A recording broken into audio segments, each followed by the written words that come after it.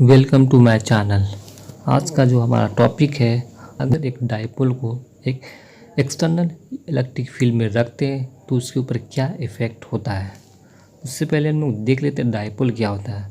अगर इलेक्ट्रोस्टैटिक्स में अगर दो चार्जेस जिसकी वैल्यू सेम है लेकिन चार्जेस नेचर अलग है, पॉजिटिव चार्ज और नेगेटिव चार्ज, ये दोनों सेम अमाउंट ऑफ चार्जेस है और दोनों को एक सर्टेन डिस्टेंस पर रखा हुआ, तो इस टाइप के सिस्टम को हम लोग डाइपोल कहते हैं। ये सिस्टम ही डाइपोल कहलाती है। अगर इस सिस्टम को हम एक इलेक्ट्रोस्टैटिक फील्ड में रखेंगे तो देखेंगे उसके ऊपर क्या इफेक्ट होता है। इससे पहले हम एक इलेक्ट्रोस्टैटिक फील्ड ड्रॉ कर लेते हैं। ये इस तरह से इलेक्ट्रोस्टैटिक फील्ड है जो कि एक यूनिफॉर्म इलेक्ट्रोस्टैटिक फील्ड है। इसकी इंटेंसिटी ई है। अब क्या करना है, इस डाइपोल को इस इलेक्ट्रिक फील्ड में प्लेस कर देना है। इस इलेक्ट्रिक फील्ड में रखा गया है एक थीटा डिग्री एंगल बनाकर जो कि इलेक्ट्रोस्टैटिक फील्ड के डायरेक्शन के। ये डाइपोल की पॉजिटिव चार्ज है जो कि पॉइंट ए पर रखी हुई है और ये डाइपोल की नेगेटिव चार्ज पॉइंट बी पर। अब जैसे ही डाइपोल को हम लोग फील्ड में रखते हैं, फील्ड क्या करती है, उसके ऊपर एक फोर्स अप्लाई करती है। इलेक्ट्रोस्टैटिक्स में हम लोग जानते हैं अगर कोई भी चार्ज पार्टिकल वो पॉजिटिव हो चाहे नेगेटिव हो, अगर मैं उसे एक इलेक्ट्रिक फील्ड में रखते हैं तो क्या होता है, फील्ड उसके ऊपर एक फोर्स अप्लाई करती है और वो फोर्स की वैल्यू होती है उस चार्ज और इलेक्ट्रिसिटी फील्ड की प्रोडक्ट के बराबर ई इंटू क्यू। तो ये फोर्स है किसी चार्ज पार्टिकल पर एक इलेक्ट्रिक फील्ड में लगता है। चार्ज पॉजिटिव हो तो फील्ड के डायरेक्शन में मूव करेगी, अगर नेगेटिव तो फील्ड के अपोजिट डायरेक्शन में मूव करेगी। तो इसी तरह अगर हम यहाँ पर देखें तो ये डाइपोल के दो चार्जेस है, पॉजिटिव और नेगेटिव, जो कि एक इलेक्ट्रिक फील्ड में रखी हुई है। तो इस डाइपोल पे क्या होगा, फोर्सेस लगेंगे।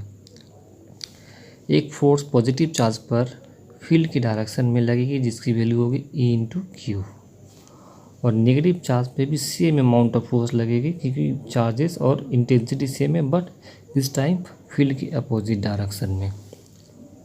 तो अगर हम देखें नेट फोर्स डाइपोल के ऊपर कितनी लग रही है, नेट फोर्स, तो पॉजिटिव चार्ज पर ई इंटू क्यू फील्ड की डायरेक्शन में और नेगेटिव चार्ज पर ई इंटू क्यू फील्ड के अपोजिट डायरेक्शन में, दोनों को अगर ऐड करते हैं तो ये जीरो रिजल्ट देती है। इसका मतलब डाइपोल के ऊपर नेट फोर्स जीरो हो रही है। वो क्या इंडिकेट करता है, डाइपोल फील्ड के डायरेक्शन में या फील्ड के अपोजिट डायरेक्शन में मूव नहीं करेगी। इसके अंदर कोई भी ट्रांसलेटरी मोशन नहीं होने वाली है।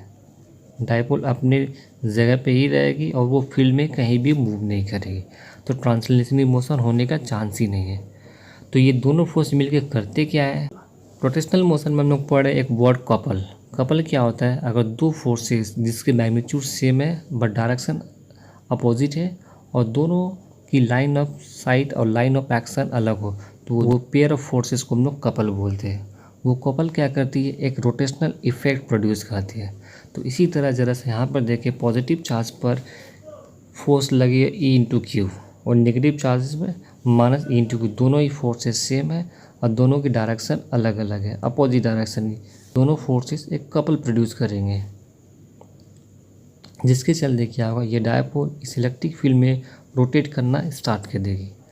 और रोटेशन के लिए हमको पता है कि टॉर्क की ज़रूरत पड़ती है। तो टॉर्क क्या होता है, तो टॉर्क के कैलकुलेशन हम लोग जानते हैं, रोटेशनल मोशन में पढ़े।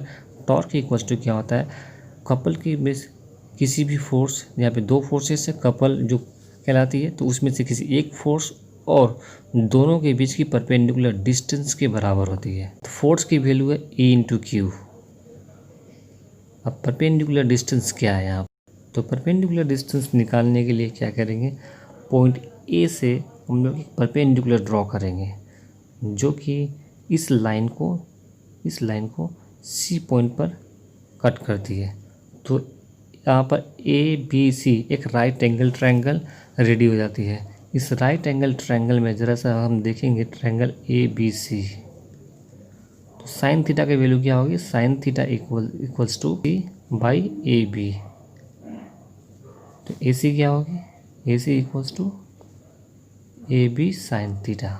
ए बी की वैल्यू है लेंथ ऑफ द डाइपोल, जिसको हम लोग ने 2L पहले से ही ले रखी है, 2L साइन थीटा। तो ये जो AC है यही है परपेंडिकुलर डिस्टेंस ये दोनों फोर्सेस के बीच में। अब इस AC की वैल्यू को हम लोग अपने टॉर्क के फॉर्मूला में पुट करके देखते हैं कि रिजल्ट क्या होता है। तो torque equals to E into Q into perpendicular distance AC equals to E into Q 2L sine theta. AC की वैल्यू 2L साइन थीटा। इसको हम लोग इस तरह भी लिख सकते हैं 2QL E साइन थीटा। ये जो 2QL है इसी को हम लोग डाइपोल मोमेंट कहते हैं, जिसे हम लोग P से रिप्लेस कर सकते हैं, डाइपोल मोमेंट। फिर P इक्वल्स टू 2QL, जिसको डाइपोल मोमेंट। तो ये हुई टॉर्क की वैल्यू जो इस डाइपोल के ऊपर लगती है अगर डाइपोल को हम लोग इस फील्ड में रखते हैं। इसे हम लोग और तरीके से वेक्टर फॉर्म में भी लिख सकते हैं। Final formula torque equals to PE sine theta. PE sine theta को अगर हम लोग वेक्टर फॉर्म में लिखें तो ये हो जाएगा P cross E, vector product of dipole moment and intensity. This is the final formula for the torque acting on a dipole. अब हम देखेंगे सब कुछ कंडीशन, ये टॉर्क मैक्सिमम कब होगी और जीरो कब होगी। तो टॉर्क का फॉर्मूला PE साइन थीटा, ये थी टॉर्क की formula. If sine theta maximum होगी व्हेन थीटा की वैल्यू 90 डिग्री पर साइन थीटा मैक्सिमम वैल्यू देती है, तो इस टाइम टॉर्क मैक्सिमम होगा और मैक्सिमम टॉर्क की वैल्यू होगी P इंटू E। तो डाइपोल के ऊपर मैक्सिमम टॉर्क कब लगती है, जब डाइपोल फील्ड की डायरेक्शन में 90 डिग्री और परपेंडिकुलर होती है with the direction of field. इस समय फील्ड डाइपोल के ऊपर मैक्सिमम टॉर्क अप्लाई करती है। अगर थीटा की वैल्यू 0 डिग्री तो टॉर्क की वैल्यू क्या हो जाती है, then torque in this case PE sine theta, sine 0 तो टॉर्क बिकम 0।